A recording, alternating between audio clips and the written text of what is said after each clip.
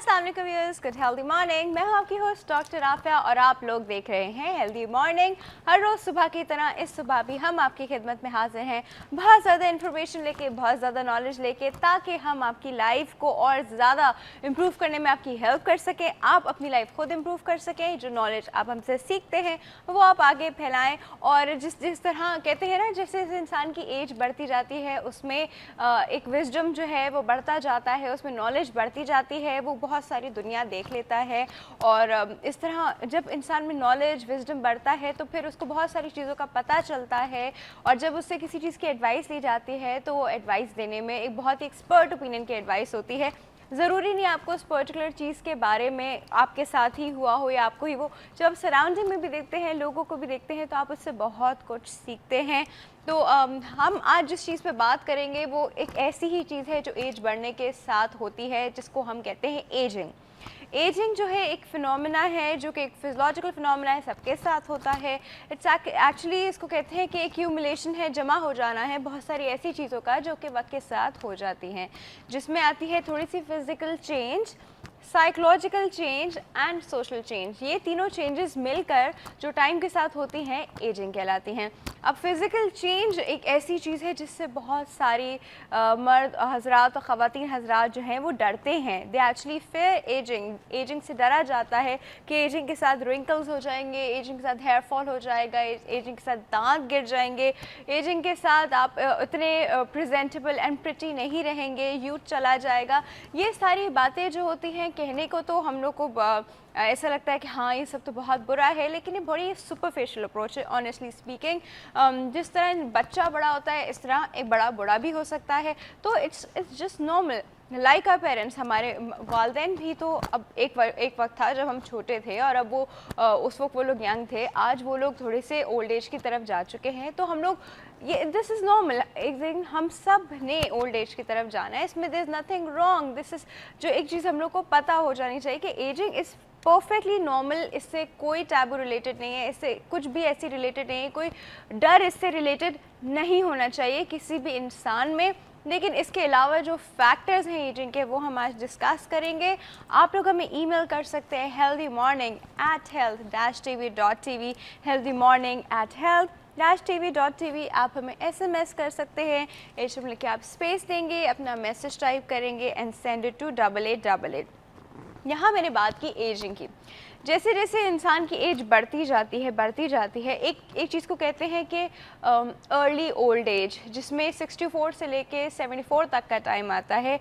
उसके बाद 74 से लेके 85 तक जो कहते हैं मिडिल ओल्ड एज होती है, और 85 से ऊपर ओल्ड एज होती है। और इससे पहले जो होता है वो यूथ होता है, फिर मिडिल एज होती है, और उससे सबसे पहले चाइल्डहुड होता है। तो जो एजेस इंसान की ज़िंदगी में बहुत ज़्यादा इंटरेस्टिंग होती हैं, डेफिनेटली वो यूथ है। बिकॉज़ यूथ एक ऐसा पर्टिकुलर टाइम है जहाँ पे आप बहुत कुछ सीख रहे होते हैं, लर्न कर रहे होते हैं, अपना फ्यूचर बना रहे होते हैं, अपनी लाइफ को एक डायरेक्शन दे रहे होते हैं। तो यूथ का जो टाइम है उसमें you are full of energy, full of ideas, full of creative thoughts, और बहुत आपके पास उस वक्त बहुत एनर्जी होती है। और आप अपनी पूरी लाइफ को एक, जैसे कहते हैं ना, एक पैटर्न आप अपनी पूरी लाइफ का यूथ में सेट करते हैं, जो कि आप ओल्ड एज में फॉलो करते हैं। जो कुछ आपने यूथ में किया होता है वही आपको ओल्ड एज में उसी का सीक्वेंस मिलता है। लेकिन एजिंग के साथ बहुत सारी चीज़ें जो हैं वो रिलेटेड हैं, जिसमें एक डर होता है ख़वातीन समझती हैं, बल्कि आई शुड से एक ऐसी सुपरफिशियल अप्रोच है कि ख़वातीन जो है वो दे आर ब्यूटी सिंबल, तो उनका मुंह पे रिंकल्स नहीं होने चाहिए, तो उनके बाल नहीं गिरने चाहिए। तो लेकिन ये सब देखें, it's a part of ageing. और वी नीड टू अंडरस्टैंड कि we all will age and we should age gracefully का मतलब ये होता है कि हम लोग इस चीज़ पर डरे नहीं, हम लोग फेयर ना करें। एक जो एज ग्रेसफुली वाला सीन होता है जिसमें आपको आपने एक्सेप्ट किया हुआ है, आपके अंदर आपने एक्सेप्ट किया हुआ है कि it's a part of life and it has to happen. ये सबके साथ होता है, आपके साथ भी होगा। There is nothing to fear about it. कुछ गलत नहीं है टिल आप गलत नहीं सोचें। एक्चुअली एजिंग की बात ही ये होती है कि कुछ गलत नहीं होता जब तक हम गलत नहीं सोचें। एजिंग से कोई मसला नहीं है। जिस तरह आप बच्चे से बड़े हुए थे, इस तरह बड़े से बूढ़े होंगे। जिन चीज़ों के बारे में मैं आपको बताती हूँ कि रिसर्च हमें बताती है that even in old age लोग समझते हैं हमारे अंदर पोटेंशियल नहीं बचा अब कुछ नया सीखने का या नया करने का, या हमारी फिज़िकल एंड सोशल जो ग्रोथ है वो अब हमारी बिल्कुल हैम्पर हो जाएगी, बंद हो जाएगी, ख़त्म हो जाएगी। ऐसा कुछ नहीं होता।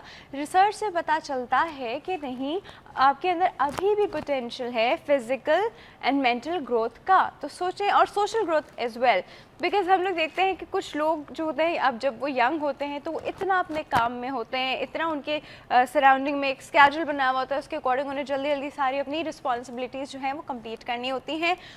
तो सोशलाइजिंग का टाइम जो होता है वो इतना नहीं मिल पाता। शुरू की बात और है जब आप स्टूडेंट होते हैं, लेकिन उसके बाद जब आप एक प्रोफेशनल लाइफ में स्टेप इन करते हैं तो फिर सोशलाइजिंग का टाइम हम लोग के पास इतना नहीं बचता। रिस्पॉन्सिबिलिटीज़ आ जाती हैं, बहुत सारी ऐसी चीज़ें आ जाती हैं कि इंसान को मुश्किल से ही खाने और सोने का टाइम मिलता है, तो सोशलाइजिंग तो दूर की बात। लेकिन जैसे जैसे हम ओल्ड एज में जाते हैं रिस्पॉन्सिबिलिटीज़ आपकी कम हो जाती हैं।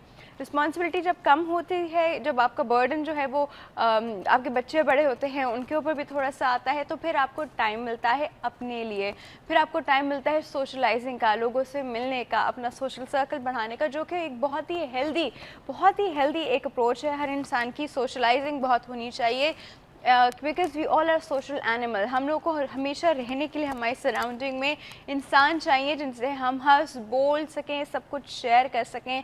और एक बात मैं बताऊं, जितना हम लोग हंसते हैं, जितना हम लोग खुश रहते हैं, उतना ही हम एजिंग की साइंस की तरफ जो है वो कम जाते हैं। एजिंग के साइन इज़ इनएविटेबल, सबके साथ होगा और बिल्कुल होगा, कोई ऐसी बात नहीं है। अगर आप ये सोचते हैं कि मैं कभी भी बुढ़ा नहीं हूँगा या कभी भी बूढ़ी नहीं होंगी, तो ऐसा हो नहीं सकता। इनफैक्ट हम लोग को ये दुआ करनी चाहिए कि हम लोग जब बूढ़े हों तो एटलीस्ट इस हाल में हो कि हम लोग खुद चल फिर सकें, अपना सारा काम खुद कर सकें और इंडिपेंडेंट रह सकें, किसी पे डिपेंडेंट ना हो टिल डेथ। एक्चुअली सबसे ज़्यादा फेयर जो किया जाता है एजिंग के साथ, वो डिजीज़ भी किए जाते हैं। एज रिलेटेड बहुत सारे डिजीज़ होते हैं, every day there million people who die because of age related diseases. उसकी वजह ये होती है कि हम लोगों ने अपना ख्याल उस वक्त में नहीं किया होता जब हमारा यूथ था, जब हम लोग अपने आप को बना सकते थे, फिज़िकली भी बना सकते थे, जब हम अपने अंदर वो सारे स्टोरेजेस रख सकते थे, अपना लाइफस्टाइल मॉडिफिकेशन कर सकते थे, अपनी डाइट मॉडिफाई रख सकते थे कि हमें आगे चल के कोई प्रॉब्लम ना हो। क्योंकि ये सब चीज़ें जो होती हैं एकदम से डेवलप नहीं होती हैं, स्लो ग्रेजुअल होती हैं, और ये आपके चाइल्डहुड से चलती हैं, इस तरह की एज रिलेटेड डिजीज़ जो होते हैं। अगर हम इनको अपनी डाइट और सब चीज़ों से मॉडिफाई रखें और उनको होने ही कोई फैक्टर अपनी लाइफ में ऐसा इन्वॉल्व करें ही नहीं जिससे हम एजिंग की तरफ जल्दी चले जाएं, तो डेफिनेटली जब हमारी एजिंग होगी भी तो हमें वो सब डिजीज़ेस नहीं होंगे। बिल्कुल, बहुत सारे इंसान मैंने ऐसे देखे हैं, बहुत सारे एक ओल्ड एज जो कि 60+ होते हैं and they are perfectly fine, बिल्कुल हेल्दी हैं, उनमें कोई प्रॉब्लम नहीं है, वो चलते हैं, सब कुछ करते हैं, सारा काम करते हैं, रिटायरमेंट भी हो गई है, उसके बाद भी वो लोग रिटायर होने को तैयार नहीं हैं। They have still have potential, वो बहुत ज़्यादा काम करने के अभी भी उनमें है कि हम लोग को बहुत ज़्यादा काम करना है, और वो काम करते हैं, वो अपना टाइम नहीं वेस्ट करते। तो ऐसे लोग भी तो हैं, बिल्कुल बीमारी उनको कुछ नहीं है, जस्ट बिकॉज उन्होंने अपना ख्याल बहुत रखा उस एज में जब उनको ख्याल रखना चाहिए था। तो जो लोग अभी टीवी देख रहे हैं, हमारा चैनल देख रहे हैं, और अभी वो मिडिल एज में हैं या यूथ में हैं, तो वो अपना ख्याल अभी से रखें, अभी से एक्सरसाइज करें, अभी से अच्छी डाइट लें, अभी से अपनी लाइफ मॉडिफाई रखें, सेडेंट्री लाइफस्टाइल की तरफ बिल्कुल मत जाइए, अपना काम अपने हाथों से कीजिए, इंडिपेंडेंट रहने की कोशिश कीजिए हमेशा। तो आप एजिंग के साइंस के साथ होते हुए भी एज नहीं करेंगे, मेंटली एज नहीं करेंगे, फिजिकली एज नहीं करेंगे, आप बिल्कुल हेल्दी रहेंगे।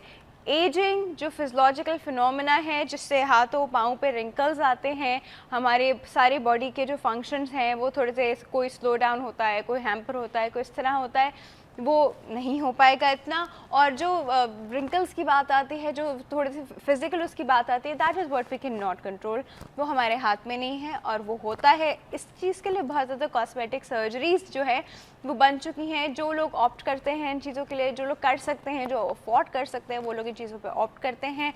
But again I would say कि इट्स नेचुरल, और हम नेचुरल चीज़ को, हम लोग को नेचुरल चीज़ को हमें रोकना नहीं चाहिए। जो चीज़ नेचुरल है वो नेचुरल है, and we should not fight back, we should always stay presentable, that I should say. But इन चीज़ों से फाइट बैक करना, मतलब आप एक नेचुरल फिनोमेना से फाइट बैक कर रहे हैं, इज़ एक्चुअली नॉट राइट। ये तो अल्लाह ने एक निज़ाम बनाया है जिसमें हर इंसान को इसी निज़ाम के थ्रू चलना है, चाहे वो किसी भी तरह का इंसान हो, चाहे वो किसी भी सोशल स्टेटस से बिलोंग करता हो, that person has to go through this. तो I think we should by now accepted कि this is a part of life. दूसरा, मैं आपको एक बात बताऊँ कि एक फैक्ट है कि जो बच्चे चाइल्डहुड ट्रॉमा से गुज़रते हैं उस एज से पहले जिससे बाकी लोग गुज़रते हैं, मतलब चाइल्ड अब्यूज़ था, उनकी मार कुटाई होती थी, उनको वो लोग, उनके टीचर्स या उनके घर वाले या उनके पेरेंट्स उस बच्चे को मारते थे, वन, या फिर उस बच्चे के पेरेंट्स के जो डेथ हुई है वो बहुत अर्ली एज में हो गई जब औरों के पास उनके पेरेंट्स से, टू, इस तरह के जो, और या कोई साइकोलॉजिकल ट्रॉमा जो उस बच्चे को किसी भी तरह थ्रू एनी मीन्स मिला हो, वो बच्चे जल्दी एज कर जाते हैं, वो बहुत जल्दी बड़े हो जाते हैं। अक्सर आपने ये सेंटेंस सुना होगा, लोगों को ये इतना मेच्योर इससे लग रहा है क्योंकि इसके ऊपर बहुत ज़्यादा रिस्पॉन्सिबिलिटीज़ आ गई। ये होता क्या है, ये हमारे सब स्ट्रेस लेवल से रिलेटेड है। Everything is related to stress level.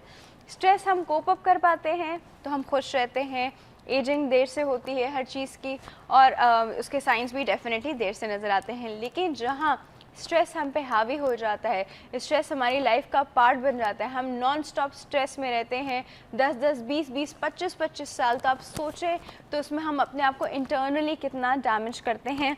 एक फैक्ट मैंने आपसे पहले भी शेयर किया था कि इंसान की बॉडी में एक सिस्टम ऐसा है कि जब हम स्ट्रेस लेते हैं तो हमारी बॉडी का कोई एक ऑर्गन जो है उसकी वजह से बहुत इफेक्ट होता है।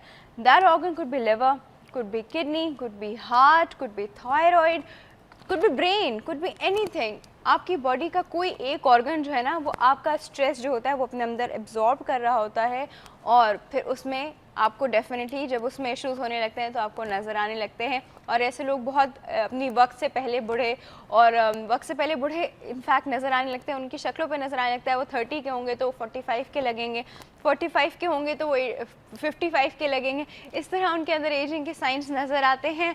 और इससे पहले कि मुझे ज़्यादा देर ना हो जाए, ब्रेक का वक्त हो चुका है, मैं ब्रेक ले लेती हूँ, आप लोग कहीं मत जाइएगा। ब्रेक के बाद हम एजिंग पे और बात करेंगे।